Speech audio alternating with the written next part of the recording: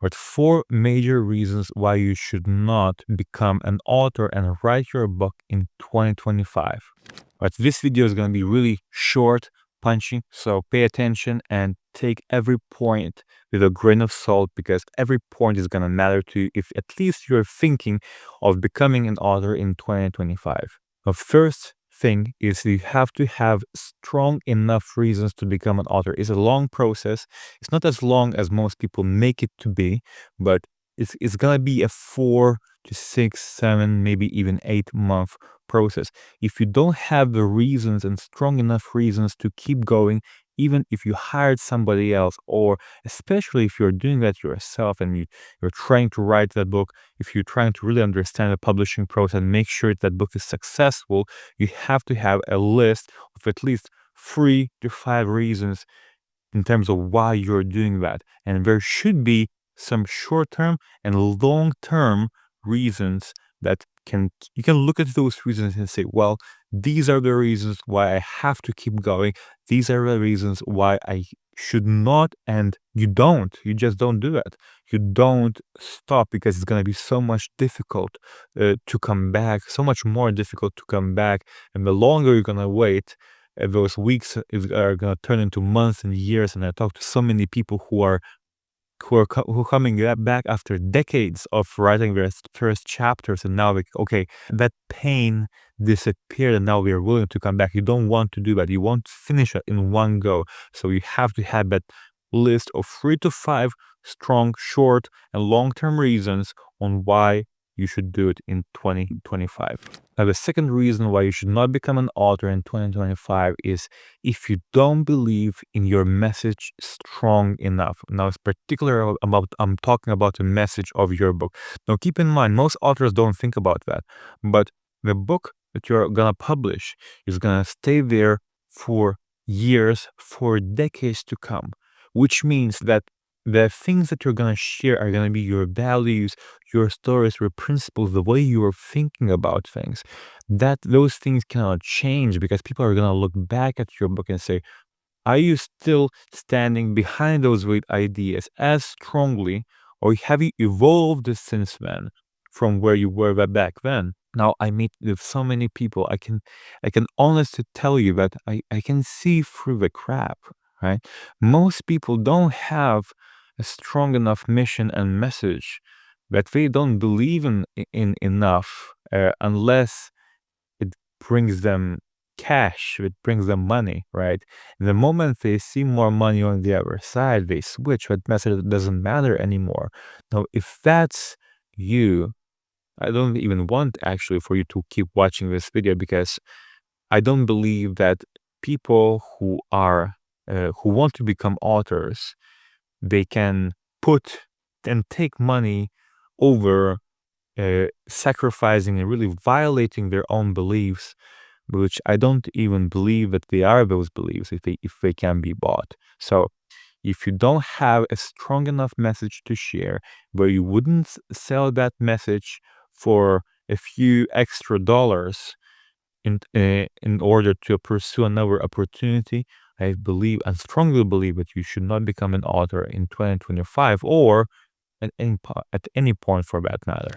All right, reason number 3, you don't have, or you're not creating the plan on exactly how you're going to execute from the beginning until the end, and at least until you're gonna start marketing and promoting your book. So from the first message creation, outline creation, to writing and publishing and marketing, if you don't have a structured plan in terms of how you're gonna get there, how you're gonna achieve the goals you want to achieve with your book, if you don't have that plan, you should not become an author, because you will not succeed as an author unless now this is a big disclaimer, you have to determine what a success is. And for you, publishing a book is success. Good, great. If that is enough, that's great. If you don't need your message to be validated by other people, having enough sales, buyers, and readers to experience your book, that's fine.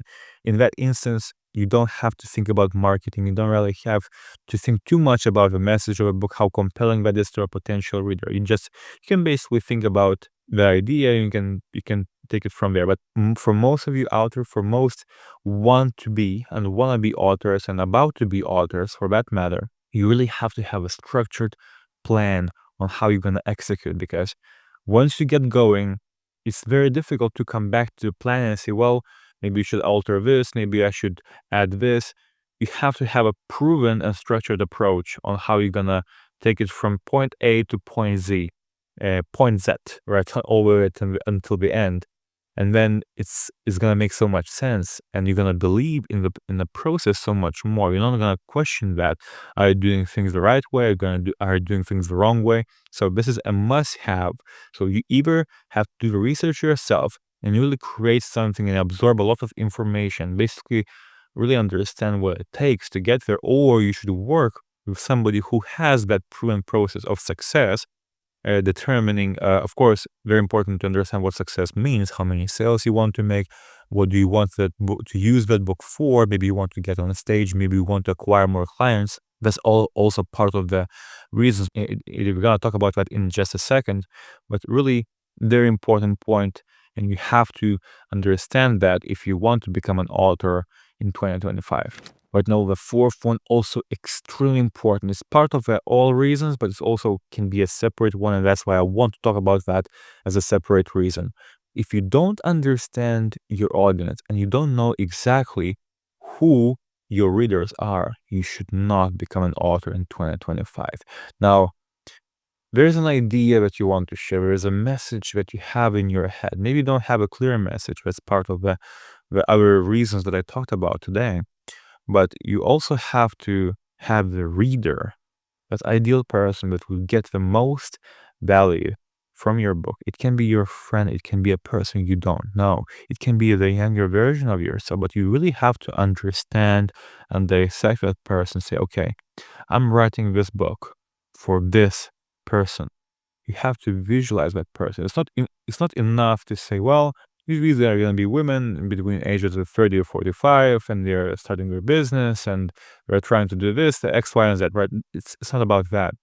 You have to have a crystal clear idea on who that person is, what that person does, what that person believes in, and all of the different things in terms of demographics and psychographics, in order to make this journey so much easier for you and really contribute to the success of your book. And I cannot stress this enough. It's just so important to understand your ideal reader. And just as much as the title of a book is important, it's as important, if not more important, to understand your reader, because it's going to reflect in everything. It's going to reflect in your title. It's going to reflect in your description. It's going to reflect in your book, because you're going to be talking to that person. It's going to be a one-sided conversation. A book is a one-sided conversation.